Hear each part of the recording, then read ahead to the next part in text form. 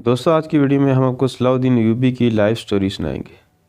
ہم آپ کو بتائیں گے صلاح الدین ایوبی کون تھے، ان کا تعلق کس خاندان سے تھا، والدین، بہن بھائی اور اولاد کتنی تھی، صلاح الدین کتنے پڑھے لکھے تھے، یہ فلسفیوں سے نفرت کیوں کرتے تھے، انہوں نے ابو یحییٰ السہروردی کو پھانسی کیوں دی، یہ ریشمی کپڑے کیوں نہ پہنتے تھے، فاطمی حکومت کو ختم کرنے کے بعد انہوں نے وہاں کیا فلاحی کام کیے، ان کی موت کیسے ہوئی اور دفن کہاں ہوئے، فرانسیسی جنرل نے آپ کی قبر پر لات کیوں ماری۔ یہی سب موضوعات ہماری ویڈیو کا موضوع ہے۔ چلتے ہیں ویڈیو کی طرف۔ تعارف: الناصر صلاح الدین یوسف بن ایوب، جنہیں عام طور پر صلاح الدین ایوبی کے نام سے جانا جاتا ہے، ایوبی سلطنت کے بانی تھے۔ ابتدائی دور: ان کا ذاتی نام یوسف تھا۔ صلاح الدین ایک اعزازی لقب تھا۔ ان کا خاندان ممکنہ طور پر کرد نسل سے تعلق رکھتا تھا اور وسطی آرمینیا میں ڈوین گاؤں سے آئے تھے۔ وہ جس راویدیہ قبیلے سے تعلق رکھتے تھے وہ اس وقت تک عربی بولنے والی دنیا میں جزوی طور پر ضم ہو چکا تھا۔ صلاح الدین کے دور میں شیخ عبد القادر جیلانی سے زیادہ کسی عالم کا اثر و رسوخ نہیں تھا، اور صلاح الدین ان سے اور ان کے شاگردوں سے بہت زیادہ متاثر تھے۔ صلاح الدین کے باپ کا نام نجم الدین ایوب تھا، جو قلعہ تکرید کا حاکم تھا۔ جب سلطان کی پیدائش ہوئی تو اسے اس عہدے سے سبکدوش کر دیا گیا۔ سلطان کا بچپن اور جوانی کا ابتدائی دور دمشق اور بالبک میں گزرا، جہاں ان کا باپ پہلے عماد الدین اور پھر نور الدین زنگی کے ماتحت گورنر رہ چکا تھا۔ صلاح الدین نے بالبک کے دینی مدارس اور دمشق کی جامع مسجد میں تعلیم حاصل کی۔ یہ وہ زمانہ تھا جب مسلمانوں کی صلیبیوں سے جنگیں زوروں پر تھی۔ نور الدین زنگی کی آنکھ بند ہوئی تو کوئی تخت نہ سنبھال سکا، اور آخر کار صلاح الدین ایوبی نے حکومت سنبھال لی۔ متعدد ذرائع کا دعویٰ ہے کہ اپنی تعلیم کے دوران وہ فوج میں شامل ہونے کے بجائے مذہبی علوم میں زیادہ دلچسپی رکھتے تھے۔ ایک اور عنصر جس نے مذہب میں ان کی دلچسپی کو متاثر کیا وہ یہ تھا کہ پہلی صلیبی جنگ کے دوران یروشلم کو عیسائیوں نے لے لیا تھا۔ اسلام کے علاوہ صلاح الدین کو عربوں کے نسب نامے، سوانح حیات اور تاریخ کے ساتھ ساتھ عرب گھوڑوں کے سلسلہ نسب کا بھی علم تھا۔ وہ کرد اور عربی بولتے تھے اور ترکی اور فارسی جانتے تھے۔ شخصیت: بہاؤالدین بن شداد کے مطابق صلاح الدین ایک متقی مسلمان تھے۔ وہ قرآن کی تلاوت سننا پسند کرتے تھے، وقت پر نماز پڑھتے تھے، فلسفیوں، مشرکوں، مادہ پرستوں اور شریعت کے تمام مخالفین سے نفرت کرتے تھے۔ سب سے بڑھ کر وہ جہاد کے پیروکار تھے۔ صلاح الدین کسی بھی دوسری چیز کے مقابلے میں جہاد میں زیادہ محنتی اور پرجوش تھے۔ جہاد اور اس میں شامل مصائب اس کے دل اور اس کے ہر عضو پر باری تھے۔ وہ کسی اور چیز کی بات نہیں کرتے تھے، صرف لڑائی کے لیے ساز و سامان کے بارے میں سوچتے تھے، صرف ان لوگوں میں دلچسپی رکھتے تھے جنہوں نے ہتھیار اٹھائے تھے۔ کسی اور چیز کے بارے میں بات کرنے والے یا کسی اور سرگرمی کی حوصلہ افزائی کرنے والوں سے بہت کم ہمدردی رکھتے تھے۔ صلاح الدین فلسفیوں سے نفرت کرتے تھے۔ وہ لوگ جو خدا کی صفات کا انکار کرتے تھے، مادہ پرستوں اور ان لوگوں سے جو سختی سے شریعت مقدسہ کا انکار کرتے تھے۔ 1174 میں سلطان نے اسکندریہ میں ایک مشرک کو گرفتار کر لیا جو بظاہر ایک پرجوش صوفی تھا۔ صلاح الدین مصر اور شام میں خانقاہوں کے سرپرست کی حیثیت سے صوفی ازم کے حامی تھے، لیکن انہوں نے اپنے بیٹے کو صوفی فلسفی یحییٰ السہروردی کو پھانسی دینے کا حکم دیا، جو عربی اور فارسی فلسفے میں نام نہاد روشنی کے بانی تھے۔ یحییٰ 1191 میں خلب میں مارے گئے تھے۔ صلاح الدین کے سوانح نگار ابن شداد نے اس واقعے کو بیان کیا ہے۔ سہروردی نے روشنی کا فلسفہ پڑھایا اور کہا گیا کہ اس نے شریعت مقدسہ کا انکار کیا اور اسے باطل قرار دیا۔ علماء کے ارکان سے مشاورت کے بعد صلاح الدین نے سہروردی کو پھانسی دینے کا حکم دیا۔ صلاح الدین نے ایران اور شام میں ایک انتہا پسند اسماعیلی شیعہ فرقے کی بھی مخالفت کی، جو لاطینی عیسائی صلیبیوں کے ساتھ بہت قریبی تعلقات رکھتے تھے۔ صلاح الدین نے ایشیائی صوفیوں کو مصر میں خوش آمدید کہا اور ان کے پیروکاروں نے بہت سی خانقاہوں کی بنیاد رکھی۔ یہ واضح نہیں کہ وہ خاص طور پر مصر سے باہر کے صوفیوں کو کیوں چاہتے تھے۔ سیرت: صلاح الدین بڑے بہادر اور فیاض تھے۔ لڑائیوں میں انہوں نے مسیحیوں کے ساتھ اتنا اچھا سلوک کیا کہ مسیحی آج بھی ان کی عزت کرتے ہیں۔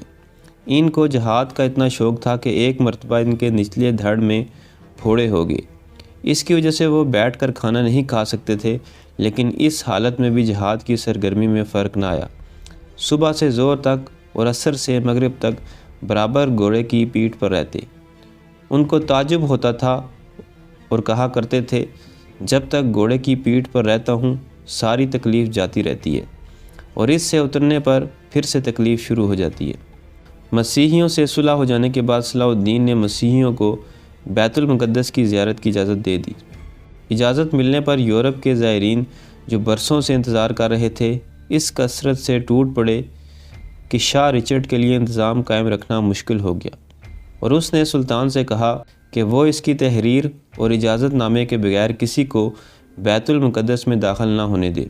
سلطان نے جواب دیا، زائرین بڑی بڑی مسافتیں طے کر زیارت کے شوق میں آتے ہیں، ان کو روکنا مناسب نہیں۔ سلطان نے نہ صرف یہ کہ ان زائرین کو ہر قسم کی آزادی دی، بلکہ اپنی جانب سے لاکھوں زائرین کی مدارت، راحت، آسائش اور دعوت کا انتظام بھی کیا۔ نور الدین کی طرح صلاح الدین کی زندگی بھی بڑی سادہ تھی۔ ریشمی کپڑے کبھی استعمال نہیں کیے اور رہنے کے لیے محل کی جگہ معمولی سا مکان ہوتا تھا۔ سلطان ایک سچے اور پکے مسلمان تھے۔ رفاع عامہ کے کام۔ قاہرہ پر قبضے کے بعد جب آپ نے فاطمی حکمرانوں کے محلات کا جائزہ لیا تو وہاں بے شمار جواہرات اور سونے چاندی کے برتن جمع تھے۔ صلاح الدین نے یہ ساری چیزیں اپنے قبضے میں لانے کے بجائے بیت المال میں داخل کرا دی۔ محلات کو عام استعمال میں لایا گیا اور ایک محل میں عظیم الشان خانقاہ قائم کی گئی۔ فاطمیوں کے زمانے میں مدرسے قائم نہیں کیے گئے۔ شام میں تو نور الدین زنگی کے زمانے میں مدرسے اور شفا خانے قائم ہوئے، لیکن مصر اب تک محروم تھا۔ صلاح الدین نے یہاں کثرت سے مدرسے اور شفا خانے قائم کیے۔ ان مدارس میں طلباء کے قیام و طعام کا انتظام بھی سرکار کی طرف سے ہوتا تھا۔ قاہرہ میں صلاح الدین کے قائم کردہ شفا خانے کے بارے میں ایک سیاح ابن جبیر لکھتا ہے، یہ شفا خانہ ایک محل کی طرح معلوم ہوتا ہے جس میں دعاؤں کا بہت بڑا ذخیرہ ہے۔ اس نے عورتوں کے شفا خانے اور پاگل خانے کا بھی ذکر کیا ہے۔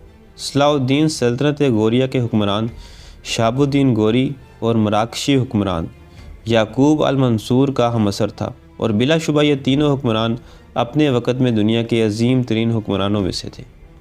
انتقال 589 ہجری میں صلاح الدین انتقال کر گئے۔ انہیں شام کے موجودہ دارالحکومت دمشق کی مسجد امیہ کے نواح میں سپرد حق کیا گیا۔ صلاح الدین نے 20 سال حکومت کی۔ مورخ ابن خلقان کے مطابق ان کی موت کا دن اتنا تکلیف دہ تھا کہ ایسا تکلیف دہ دن اسلام اور مسلمانوں پر خلفۂ راشدین کی موت کے بعد کبھی نہیں آیا۔ مشہور ہے کہ جب فرانسیسی جنرل نے شام میں قدم رکھا، صلاح الدین کی قبر پر گیا اور قبر کو لات مار کر کہا، اٹھو صلاح الدین، ہم پھر آ گئے۔ موجودہ دور کے ایک انگریز مورخ لین پول نے بھی سلطان کی بڑی تعریف کی ہے اور لکھتا ہے، ان کے ہم عصر بادشاہوں اور ان میں ایک عجیب فرق ہے۔ بادشاہوں نے اپنے جاہ و جلال کے سبب عزت پائی اور ایوبی نے عوام سے محبت اور ان کے معاملات میں دلچسپی لے کر ہر دل عزیزی کی دولت کمائی۔ صلاح الدین ایوبی کی قائم کردہ حکومت ان کے والد نجم الدین ایوبی کے نام پر ایوبی کہلاتی ہے۔ ملوکیت۔ صلاح الدین اگرچہ ایک دانش مند اور قابل حکمران تھے، لیکن وہ خود کو رواجی تصور سے آزاد نہ کر سکے۔ خلافت کے حقیقی تصور کو اب مسلمان معاشرہ اس حد تک بلا چکا تھا کہ نور الدین اور صلاح الدین جیسے حکمران بھی ملوکیت کے انداز میں سوچتے تھے۔ جانشینی کے معاملے میں صلاح الدین نے وہی غلطی کی جو سب سے پہلے ہارون رشید نے کی تھی اور سلجوکیوں کے بعد سے تمام حکمران کرتے چلے آ رہے تھے۔ انہوں نے زمانے کے غلط رواج کے تحت اپنی سلطنت 3 لڑکوں میں تقسیم کر دی۔ نتیجہ یہ ہوا کہ طاقتور سلطنت تقسیم ہو کر کمزور پڑ گئی۔ پھر بھی ایوبی خاندان کے ان چند لائق حکمرانوں جن میں صلاح الدین کا بھائی ملک عادل اور اس کا لڑکا ملک کامل قابل ذکر ہے، مصر، شام، حجاز اور یمن کو تقریباً 60 سال تک بڑی حد تک متحد رکھا۔ 648 ہجری میں ایوبی خاندان کی حکومت ختم ہوگی اور ان کی جگہ ترک غلاموں کی حکومت قائم ہوئی جو مملوک کہلاتی تھی۔ اب ہم آپ کو ایوبی کے خاندان کے بارے میں بتائیں گے۔ اولاد: الفضل بن صلاح الدین، العزیز عثمان، الظاہر غازی۔ والد: نجم الدین ایوب۔ والدہ: ست الملک خاتون۔ بہن بھائی: توران شاہ بن ایوب، ملک عادل، ربیہ خاتون، سیف الاسلام، فاطمہ خاتون۔ تو دوستو یہ تھی میری آج کی ویڈیو پسند آئے تو چینل کو سبسکرائب کریں۔ ملتے ہیں اگلی ویڈیو میں۔ اللہ حافظ۔